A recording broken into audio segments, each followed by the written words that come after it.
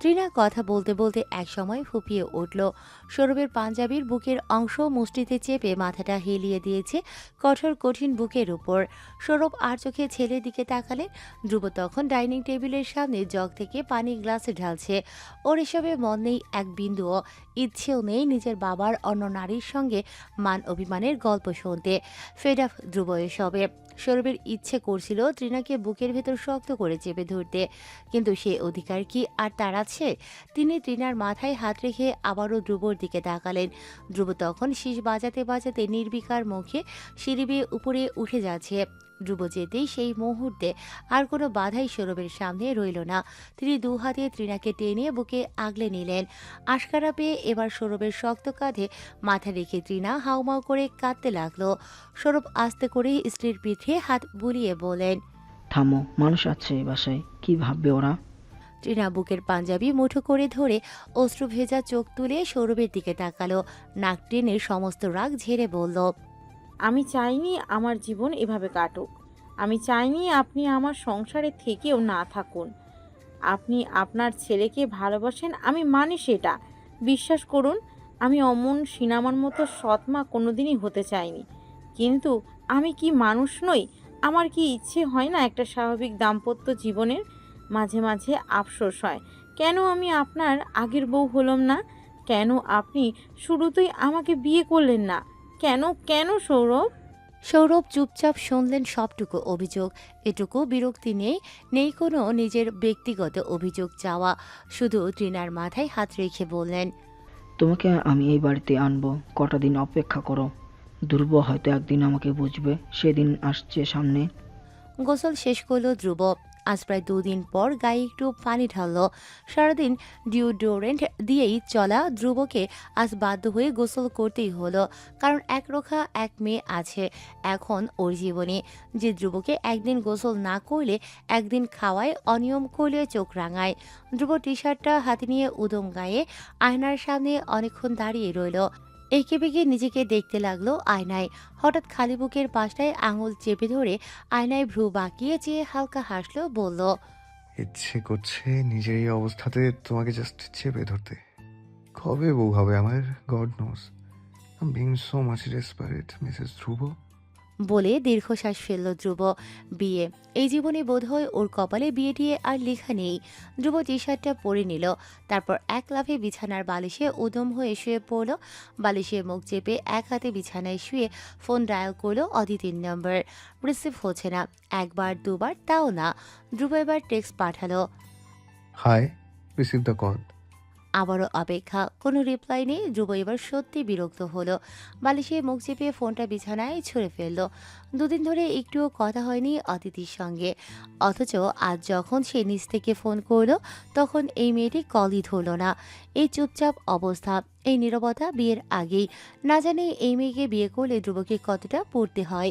ওহ god, ধ্রুবর ভাবতেই ভয় লাগছে, অশান্তি হচ্ছে ভীষণ। অদিতির সঙ্গে কথা বলা দরকার। ধ্রুব বালিশ থেকে মাথা তুলে উঠে বসল।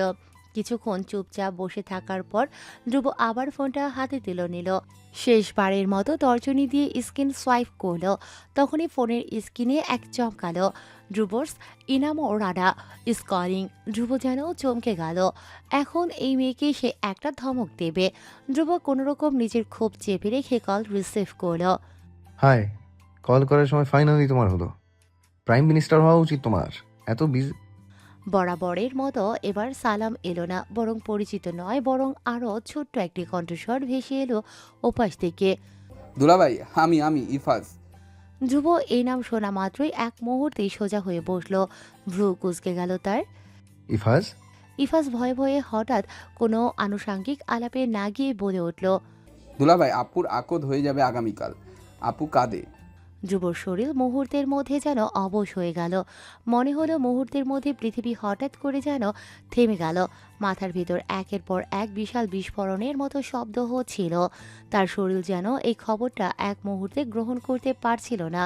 সে দ্রুত উঠে দাঁড়ালো, ঠোঁট চেপে ধরে অস্থির গলায় বলল, আকদ? কিসের আকদ? ইফাস জবাব দিল আরও নিচু গলায়, আপুর বিয়ে ঠিক হয়ে গেছে, কালকে আকদ হবে।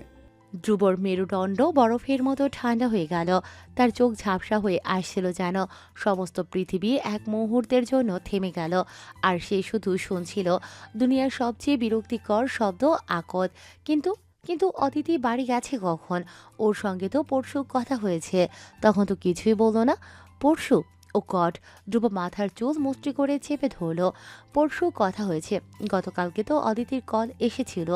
মামলার কাজে এত ব্যস্ত ছিল ধ্রুব কল রিসিভ করতে পারেনি। Shit shit shit! ধ্রুব ব্যস্ত গলায় বলল। তোমার আপু কোথায়? ও ঠিক আছে? বিয়েতে ও রাজি? না দুলাভাই, আপু রাজি না, কাঁদছে শুধু। আব্বু ওকে জোর করেই বিয়ে দিচ্ছে। ইফাজ জবাব দিল। ধ্রুবর নিঃশ্বাস ভারী হয়ে গেল, যেন তার শিরায় আগুন ঢেলে দেওয়া হয়েছে। তার মনে একটাই প্রশ্ন, অদিতি কি ওর কথা তোফাজ্জল হায়াতকে একবারের জন্য বলেনি? পর মুহূর্তে ধ্রুবর মনে পড়ে বলার কথা আসছে কোথা থেকে। ধ্রুব ওকে প্রপোজ করার সময়ই বলেছে যা করার ও করবে, অদিতি শুধু ভালোবাসবে, ব্যাস। ধ্রুব নিজেকে সামলে বলল।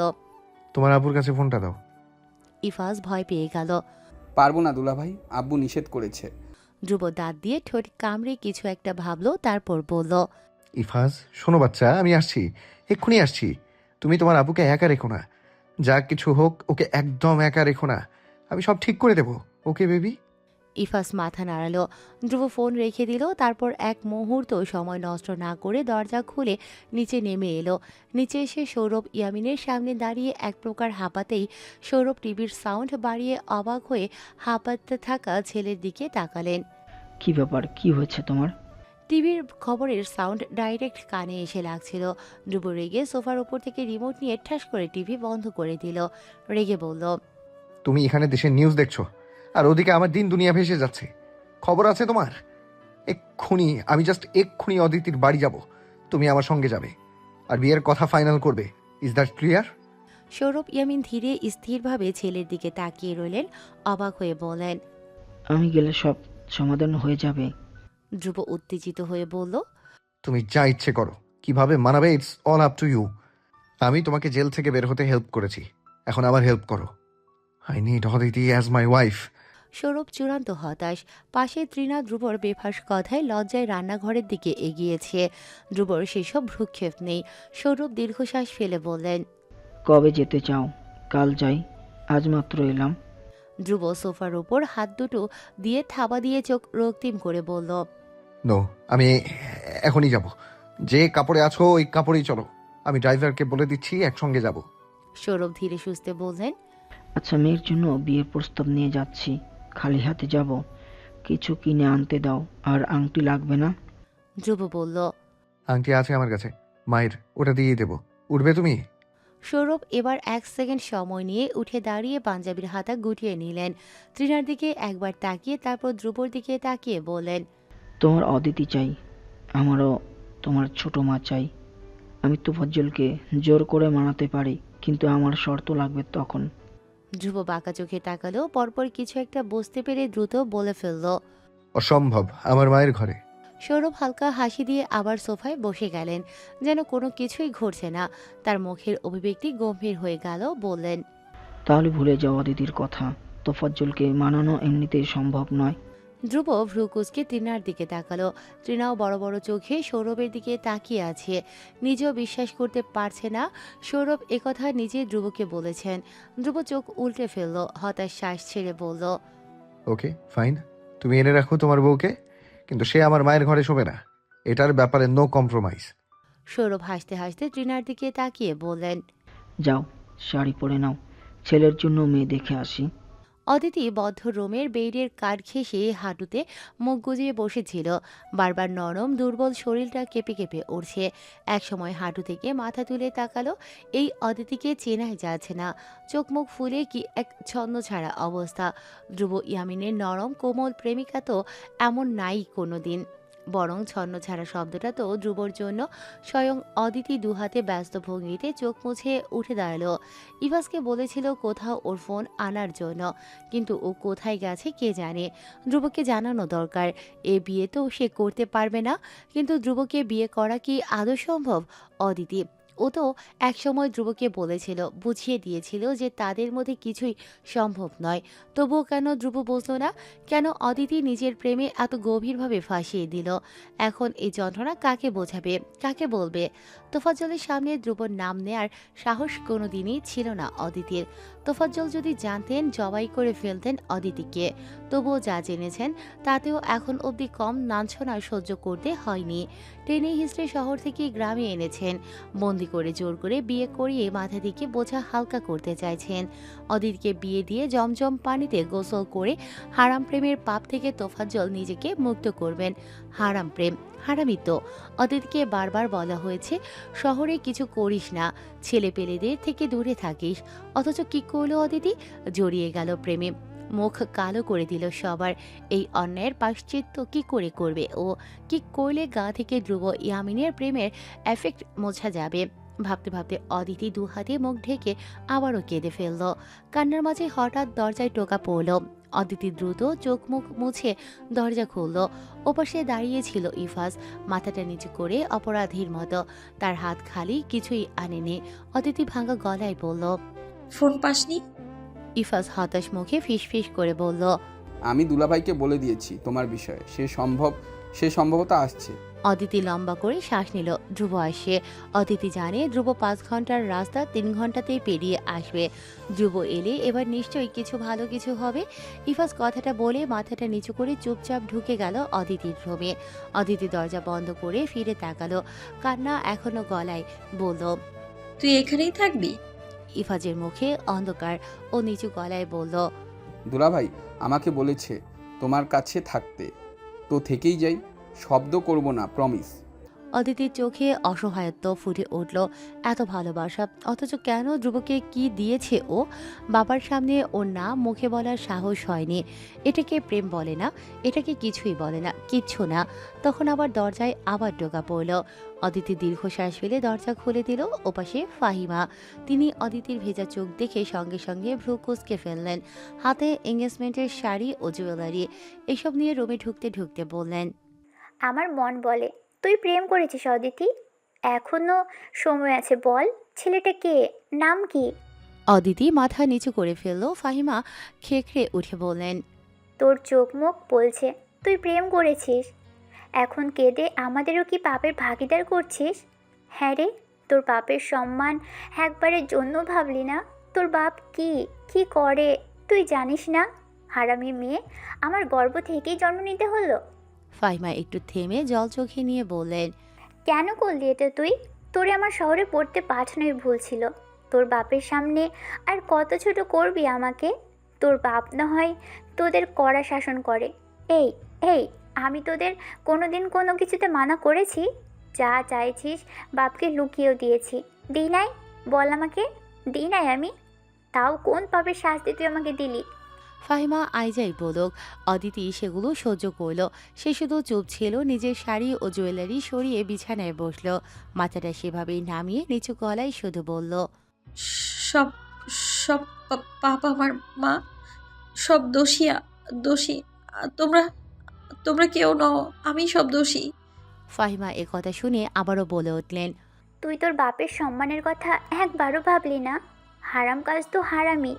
লোক জানাজানি করার আগে তোরে বিদায় করলেই তোর বাপ বাঁচে। ছি, তুই শেষ পর্যন্ত এমন একটা কাজ করেছিস, আমি ভাবতেও পারছি না। ছেলের হাতের গাছটা পড়ল, ছেলে তোর হাত ধরে। চিন্তা করতে আমার লজ্জা হচ্ছে। এই ছেলের মুখ দেখলে তোর বাপ খুন করতো, খুন। মুখ না দেখায় ছেলে বেঁচে গেছে। অদিতি কান্না ভেজা মুখে গিলে নিল সব কথাটুকু। ফাহিমা শান্ত গলায় আবার বললেন। ছেলেটা কে অদিতি? আবার বলতেছি, নাম বল আমারে। অদিতি তাকালো, ভাঙা গলায় বলল। আমার কেউ নেই, কেউ নেই। তোমরা তোমরা এখন আমাকে যতই বলো আমার উত্তর একই থাকবে। বিয়ে তো করছি তোমার পছন্দের ছেলেকে, তবু ছেলের নাম বারবার জানতে চেয়েও না, ভালো লাগে না আমার। কথা শুনে উত্তেজিত হয়ে উঠলেন, চেঁচিয়ে বললেন। মরে যেতে পারিস না তুই, কলঙ্কিনী? বলে ফাহিমা ঘর ছেড়ে চলে গেলেন। অদিতি চোখ থেকে এক ফোঁটা জল গড়ালো, বিড়বিড় করে বলল। বিয়েটা হয়ে যাক, মরে যাব, তোমাদের পাপ শেষ হবে আমার লাশ দেখে। ফাহিমা ঘর থেকে বেরোতেই দেখেন তোফাজ্জল বারান্দায় দাঁড়িয়ে সবকিছু শুনেছেন এতক্ষণ। ফাহিমা ঢোক গিললেন। সামনে আসতেই তোফাজ্জল তার দিকে তাকালেন, স্ত্রীর দিকে চেয়ে শান্ত হয়ে বললেন, তোমার মা মেয়ে মিলে এসব লোক জানাজানি করতে চাচ্ছ। তোমাদের এসবের কারণে এই বিয়ে না হলে তোমারও হারামি মেয়ের আমি খুন করতে বাধ্য হব। এ বলে তিনি রাগে গজগজ করতে করতে বেরিয়ে গেলেন। ফাহিমা মুখে কোনো কথা না বলে শুধু এক দৃষ্টিতে তাকিয়ে রইলেন। তোফাজ্জল উঠোন পেরিয়ে বাড়ির বাইরে বেরোতেই দেখলেন উঠোনের সামনে দুটো মার্সিডিজ দাঁড়িয়ে। তিনি থামলেন, ভ্রু কুঁচকে তাকালেন গাড়ির দিকে। একটু পর গাড়ি থেকে সৌরভ নামতেই তোফাজ্জলের মুখে মুহূর্তেই হাসি নেমে এলো। তিনি দ্রুত পায়ে এগিয়ে গেলেন। সৌরভের পাশে নামলো শাড়ি পরা তৃণা আহমেদ। আরে সৌরভ যে। তোফাজ্জল দ্রুত এগিয়ে গিয়ে সৌরভকে জড়িয়ে ধরলেন। সৌরভও হেসে ম্যামলি ভঙ্গিতে হেসে জড়িয়ে ধরলেন তাকে। তোফাজ্জল সৌরভকে দেখে যতই খুশি হয়েছেন সেটুকুর মধ্যে মুহূর্তেই ভাটা পড়ে গেল। পরের মুহূর্তে গাড়ির সামনের সিট থেকে নেমে এলো স্বয়ং ধ্রুব ইয়ামিন। আজ আর ময়লা শার্ট নেই, সুন্দর ইস্ত্রি করা শার্ট, চোখে সানগ্লাস, হাতে ওয়াচ, পায়ে ব্র্যান্ডেড শু, পুরো দস্তর তরুণ হয়ে এসেছে মেয়ে দেখতে। তার পাশে একে একে ধ্রুবর 3 ইডিয়টের দল, সুমন, রাজন, ইমন এসে দাঁড়ালো। ধ্রুব তোফাজ্জলের দিকে তাকিয়ে সানগ্লাস চোখ থেকে নামিয়ে হাসার চেষ্টা করে বলল, হাই আঙ্কেল, ভালো আছেন? তোফাজ্জল ধ্রুবকে দেখেই মুহূর্তেই রেগে গেলেন। সৌরভের দিকে তাকিয়ে বলেন, তুই তোর ছেলেকে নিয়ে এসেছিস, ও আমার সাথে গাদ্দারি করেছে এটা বলার পরেও। সৌরভ মুচকি হেসে তোফাজ্জলের কাঁধে হাত রাখলেন। আরে কি জন্য এত গম্ভীর হচ্ছ? সবসময় বাড়ি আয় বাড়ি আয় বলে এখন এসব? বাড়ির ভিতরে নিয়ে যাও তো আগে আমাদের। তোফাজ্জল যেন মুহূর্তেই লজ্জায় পড়ে গেলেন। দ্রুত বললেন, আমি তো ভুলেই গেছি। আয় আয় বাড়িতে আয়। কই অতিথির মা, দেখো কে এসেছে। তোফাজ্জলের সঙ্গে বাড়ির ভেতর ঢুকতে ঢুকতে সৌরভ পেছনে ইশারা করতেই লোকেরা গাড়ি থেকে বোঝাই করে মিষ্টি, চিপস, সফট ড্রিঙ্কস নিয়ে এগিয়ে এলো। ধ্রুব যত এগোচ্ছে তত বারবার তার চোখ চুপি চুপি খুঁজছে অদিতিকে। সে এক ঝলক দেখতে চাইছে তার প্রাণ ভ্রমরাকে, জাস্ট একবার। ইফাজ যখন ধ্রুবকে উঠোনে দেখতে পেল তখন এক মুহূর্তের জন্য ধ্রুবর দিকে ছুটে যাওয়ার জন্য এগোলো। ধ্রুব ইফাজের দিকে তাকালো, কিন্তু পর মুহূর্তে ইফাজ তোফাজ্জলকে দেখতে পেয়ে থেমে গেল। মুহূর্তেই চোখ মুখ বদলে গেল ইফাজের। ধ্রুব দীর্ঘশ্বাস ফেল এটা দেখে। একবার বিয়ে হয়ে গেলে এই ইফাজ নামক শালাবাবুকে ধরে ধরে এই পৃথিবীর সব রিমোট কন্ট্রোল কার, বিডির সবচেয়ে বেস্ট ক্যামেরা একে গিফট দেবে ধ্রুব। এত লক্ষ্মী একটা ছেলে। ফাহিমা তখন মাথায় আঁচল দিয়ে বাইরে এসে দেখলেন বাড়িতে মেহমানদের ভিড়। প্রথমে বিস্মিত হয়ে তাকালেন, কিন্তু তারপর এক মুহূর্তে নিজেকে স্বাভাবিক করে অতিথি আপ্যায়নে ব্যস্ত হয়ে পড়লেন।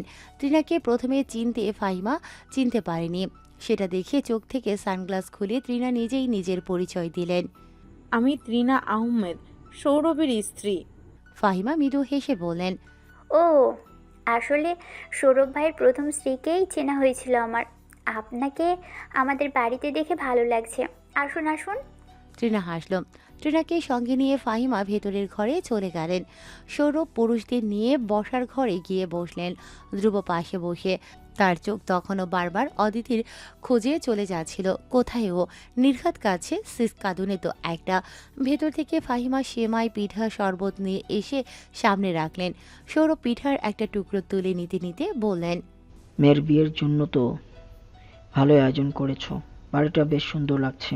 তোফাজ্জল মুচকি হাসলেন, তাল দিয়ে বললেন, এখনো মাত্র শুরু। মেজো মেয়েটা তো এখন একটাই মেয়ে আমার, ওর বিয়েতে খরচা করব না তো কি করব। ধ্রুব ভ্রু কুঁচকে তাকালো এ কথা শুনে। ওর তাকানো দেখে সৌরভ চোখের ইশারায় ছেলেকে ঠান্ডা হাতে বললেন। ধ্রুব থামলো, সামলালো নিজেকে। সৌরভ একটু চাপা গলায় এবার বিষয়টাকে গম্ভীর করে বললেন, তোফাজ্জল, আজ আমি তোমার কাছে একটা দাবি নিয়ে এসেছি, আশা করি তুমি রাখবে। তোফাজ্জল একটু বিভ্রান্তি নিয়ে তাকালেন, হাসার চেষ্টা করে মাথা নেড়ে বললেন, বলো কি দাবি, আমি চেষ্টা করব রাখতে। সৌরভ ধ্রুবর কাঁধে হাত রেখে গম্ভীর গলায় বললেন, এটা আমার ছেলে ধ্রুব। হয়তো একটা দুর্ঘটনার কারণে তুমি ওকে চিনো। ও এবার ইউনিভার্সিটি শেষ করেছে, আমরা ব্যবসাও সামলাবে। আমি আমার রাজনীতি নিয়ে ঠিক আছি। তোফাজ্জল ধ্রুবর দিকে তাকিয়ে আবার সৌরভের দিকে ফিরলেন। সৌরভ একটি বড় নিঃশ্বাস নিয়ে বললেন, আমি আমার ছেলের জন্য তোমার মেয়ে অদিতির হাত চাইতে এসেছি। আমি চাই তোমার মেয়ে আমার বাড়ির বউ হোক। তোফাজ্জলের মাথায় যেন বজ্রপাত হলো। অবিশ্বাস নিয়ে তিনি তাকালেন ধ্রুবর দিকে। ইভাজ একথা শোনা মাত্রই চোখ বড় বড় করে ধ্রুবর দিকে তাকিয়ে রইল। তারপর মুহূর্তের মধ্যেই সে এক দৌড়ে চলে গেল অদিতির ঘরের দিকে। তোফাজ্জল অবিশ্বাস নিয়ে বললেন, এ দাবি আমি মানতে পারবো না। ধ্রুব ভ্রু কুঁচকে শ্বাস আটকে বসে রইল। সৌরভ আবারও বললেন, প্লিজ তোফাজ্জল, আমি কখনো তোমার কাছে কিছু চাইনি। আমার ছেলের কথা ভাবো একবার। ওর মা মারা যাওয়ার পর ওকে আমি এখনো কিছু দিতে পারিনি। আমার কাছে ওই সব, কখনো ও আমার কাছে কিছু চায়নি। ওর জন্য তোমার মেয়েটাকে আমার পছন্দ হয়েছে। সরল ভালো তোমার মেয়েটা। ছেলেটার একটা হিল্লে করলে আমার আত্মা শান্তি পাবে। তোফাজ্জল, আমাকে দয়া করো, দয়া করে আমার ছেলেকে তোমার মেয়েটাকে দাও। তোফাজ্জল আর কথাই শুনলেন না। এক লম্বা শ্বাস ফেলে হঠাৎ করে উঠে দাঁড়িয়ে গেলেন। ধ্রুবর দিকে বিরক্তি নিয়ে তাকিয়ে পরপর মুখ ঘুরিয়ে বললেন, আমার মেয়ে বিয়ে কাল, আগামীকাল খেতে আসায় আমি ভীষণ খুশি হয়েছি। আমাকে আর এসব বলে লজ্জা দিও না। সৌরভ, তোমরা বসো, আমি খাবারের ব্যবস্থা করছি। তোফাজ্জল এটা বলার সাথে সাথে লুঙ্গি সামলে বাইরের ঘরে চলে গেলেন। সৌরভ হতাশ গলায় ছেলের দিকে তাকালেন। ধ্রুব তোফাজ্জলের যাওয়ার দিকে চেয়ে ব্যাকুল ভনিতে আবার সৌরভের দিকে তাকালো। সৌরভ হতাশ চোখে ধ্রুবর দিকে তাকালো। ধ্রুবর এবার ওনার কিছু বলার আগেই বলে ফেলল, নো, আমি কিছু শুনতে চাই না। তুমি জানো, তুমি এই বিষয়ে আমাকে হেল্প না করলে আমার হেল্প ফিউচারের জন্য তুমি ভুলে যাও, অ্যান্ড আই মিন ইট। বলে ধ্রুব সৌরভকে আর কিছু বলারই সুযোগ দিল না। চুপ করে উঠে গেল চেয়ার থেকে। উঠোনের দিকে যেতেই দেখে জানালার ফাঁকে অদিতি দৌড়ে এসেছে। ধ্রুব ওর দিকে একদৃষ্টিতে চেয়ে রইল। অদিতির চোখ ভেজা। ধ্রুব ঢোক গিলে। অদিতি কি খুব বেশি কেঁদেছে? হৃদয়টা যেন নড়ে উঠল ওর। ধ্রুব নরম চোখে তাকিয়ে এগিয়ে গেল। ধীর পায়ে এগিয়ে গিয়ে জানালার সামনে দাঁড়ালো। মাঝখানে গ্রিল। গ্রিলের ওপাশে দুজন প্রেমিক প্রেমিকা। ধ্রুব গ্রিলের ওপাশে হাত বাড়িয়ে আঙুলের ডগায় অদিতির চোখের পানি আঙুলে নিয়ে টোকা দিয়ে ফেলে বলল, ইয়োর টিয়ার্স হার্টস মি। এইখানটায়। বলে ধ্রুব আঙুল নিয়ে নিজের বুকের বাঁ পাশটায় ইশারা করলো। ধ্রুবর চোখ ছোট হয়ে আসে। কপাল কুঁচকে অসহায় এক ভঙ্গিতে চেয়ে আছে অদিতির দিকে। অমন মুখভঙ্গি দেখে অদিতি কান্নার মাধ্যমে মাথাটা নিচু করে নিঃশব্দে হেসে বলল। এই হাসিতে ধ্রুব কোপকাত। সেও হাসলো। তারপর গ্রিলের ওপাশেই অদিতির কপালে নিজের কপালটা ঠেকালো। অদিতির আবার কান্না আসে। ধ্রুব কপালে কপাল ঠেকিয়ে চোখ বুজে জোরে জোরে নিঃশ্বাস টানছে। ধ্রুব এক পর্যায়ে ঠান্ডা গলায় বলল, কেঁদেছিলে কেন? কথাটা বলার সাথে সাথে অদিতির গাল বেয়ে আরেক ফোঁটা জল গড়ালো। ধ্রুবর গালে এসে লাগলো ওই জল। ধ্রুব দ্রুত মাথায় সরিয়ে অদিতির দিকে তাকিয়ে অস্থিরভাবে দুগাল চেপে চোখের জল মুছিয়ে দিয়ে বলল, okay, don't cry. I was just asking, don't cry. চোখ মুছো। অদিতি চোখ মুছে না, ফুপিয়ে উঠে বলল। এই বিয়ে হলে আমি মরে যাবো ধ্রুব অদিতির ঠোঁটে আঙুল চাপল। থেমে গেল এই মেয়ের কণ্ঠের সকল শব্দ। শুধু অসহায় চোখে তাকিয়ে রইল ধ্রুবর দিকে। ধ্রুব বুঝালো সময় নিয়ে। শ্, আমি আছি, right? Don't you trust me? Aditi মাথা নাড়ল, যার অর্থ সে বিশ্বাস করে ধ্রুবকে। ধ্রুব হাসার চেষ্টা করে বলল, আমার বউ আমি কাউকে দেব না, ইউ নো দ্যাট। আজ এলাম, কাল তুমি আমার ঘরের বউ হয়ে আবার ঘরে থাকবে, প্রমিস। অদিতিকে ধ্রুবর সেবার বেশ সময় নিয়ে বুঝিয়ে সুঝিয়ে রুমে পাঠিয়ে দিয়েছে। উঠোন থেকে ফিরে ধ্রুব বসার ঘরে এসে দেখে সৌরভ তোফাজ্জল কেউ নেই। চেয়ারে বসতে বসতে ইমনের দিকে চেয়ে বলল, এরা কোথায়? ইমন আইসক্রিম খেতে খেতে জবাব দিল, আঙ্কেল তোর শ্বশুরের সাথে কথা বলতে ভেতরের ঘরে গেছে। ধ্রুব ভ্রু কুঁচকে ফেলল। পাশ থেকে সুমন বিরক্তির গলায় বলল, ভাই, আপনার শ্বশুর এত ঘাটতেরা কেন? ধ্রুব উত্তরে চোখ উল্টে হতাশ শ্বাস ছেড়ে বলল, এই বিয়ে হলে আই সোয়ার ওনাকে আমি শেখাবো বেস্ট বাবা হওয়া কাকে বলে। আমি কখনো আমার চাইল্ডদের সাথে এত রুড হব না, ডেফিনেটলি। পাশ থেকে রাজন টিপ্পনি কেটে বলল, বাপের দিক থেকে ভাবি কিন্তু আপনাদের এক্সকেরে সেরা, কোনো প্যাঁচ নেই, সরল সোজা। আর বাপু পুরাই এক হিটলার। ধ্রুব দীর্ঘশ্বাস ফেলে ফোন পকেট থেকে বের করে স্কল করতে লাগলো। ইমন এবার সিরিয়াস হয়ে জিজ্ঞেস করলো, ভবিষ্যতে দেখা হয়ে গেছে তোর? ধ্রুব ফোনে কিছু একটা টাইপিং করছে, চোখ মুখ ভয়াবহ গম্ভীর, দাঁত দিয়ে ঠোঁটের এক কোণ চেপে ভ্রু কুঁচকে টাইপিং করছে। সেভাবে থেকেই উত্তর দিল। হুম? ইমন একটু অস্বস্তি নিয়ে বলল। ঠিক আছে। ধ্রুব মোবাইল থেকে মাথা তুলল, জবাবে ছোট্ট শ্বাস ছেড়ে বলল। ঠিক আছে, কাছে অনেক কষ্টে সামলে এসেছি। ইমন হেসে ফেলল হঠাৎ, বলল। ভাই তুই জেলাস হোস না, আমার না অদিতির জন্যই আসলেই দুঃখ লাগে। ও আর দুনিয়ায় ছেড়ে পেল না, তোরেই কেন। ধ্রুব বাকি কথা শোনার আগে নিচের পেছন থেকে একটা সোফার কুশন ছুঁড়ে ফেলল ইমনের মুখের উপর, খেকিয়ে উঠল। Shut up. ইমন কুশন চেপে ধরে হাসছে রাক্ষসের মতো। কেটে যায় ঘন্টা। সৌরভ তোফাজ্জল এখনো বদ্ধ ঘরে, কি কথা বলছেন কেউ জানে না। ওদিকে ধ্রুব প্রায় অস্থির, তখন নখ খুঁটিয়ে বারবার বাইরে তাকাচ্ছে। ওর মন মেজাজ এই মুহূর্তে চূড়ান্ত চঞ্চল। ঠিক ওই মুহূর্তে ইফাস পাশ দিয়ে যেতেই ধ্রুব দ্রুত ডাকল। শালাবাবু, এদিকে আসো। ইফাস ডাক শুনে দাঁড়ানো থামালো। সতর্ক ভঙ্গিতে আশপাশটা দেখে নিল, কেউ নেই আশেপাশে ভেবেই স্বস্তির শ্বাস ফেলে ধীর পায়ে এগিয়ে এলো। ইফাস ধ্রুবর পাশে এসে দাঁড়াতেই ধ্রুব ওকে নিজের হাঁটুর উপরে বসিয়ে দিল। ইফাসের ঝাঁকড়া চুল এলোমেলো করতে করতে বলল। তোমার বাবা কোথায়? ঘরের দরজা বন্ধ এখনো? ইফাস মাথা নাড়ল। না তো, একটু আগেই বেরিয়েছি। আঙ্কেল আর আব্বু আপুর ঘরে এখন। আপুর সঙ্গে কি কথা বলছে যেন। ধ্রুবর ভ্রু কুঁচকে গেল মুহূর্তেই। এরা অদিতির ঘরে করছেটা কি? অদিতিকে কিছু উল্টোপাল্টা জিজ্ঞেস করছে? এমনিতেই এ মেয়ে যা সেন্সিটিভ, হতে পারে কেঁদে কেটে বেহাল অবস্থা করে ফেলেছে নিজের। ধ্রুব নিজের বেপরোয়া চিন্তাগুলোকে চাপা দিয়ে অস্থিরভাবে বলল। তুমি গিয়ে লুকিয়ে শুনে আসতে পারবে কি কথা হচ্ছে ওখানে? ইফাত সঙ্গে সঙ্গে আটকে উঠে বলল। না না, আমায় ঠ্যাঙ্গাবে আব্বু। ধ্রুব কথা শুনে পকেট থেকে একটা মিউজিক ট্যাব বের করলো। আসার সময় ইফাজের জন্য গিফট হিসেবে এনেছিল। ইফাজের সামনে সেটা নাড়িয়ে নাড়িয়ে দেখিয়ে বলল। তোমার জন্য এনেছি। 100+ মিউজিক আছে এটাতে, লাগবে তোমার? ইফাজের মুখটা চকমক করে উঠল। ও নেচে উঠে বলল। দেবের গান আছে ওইটা। দেব? ধ্রুব প্রথমে চিনল না, ভ্রু কুঁচকে তাকালো, পরপর বলল। যার গান ইচ্ছে ডাউনলোড করতে পারবে তুমি, মেমোরি আছে এটাতে। ইফাজের খুশি কে দেখে, পরপর ওর খুশি হাওয়ায় মিলিয়ে গেল। মুখটা হুতুম প্যাঁচার ন্যায় করে বলল। আমায় যেতে হবে আপুর রুমে।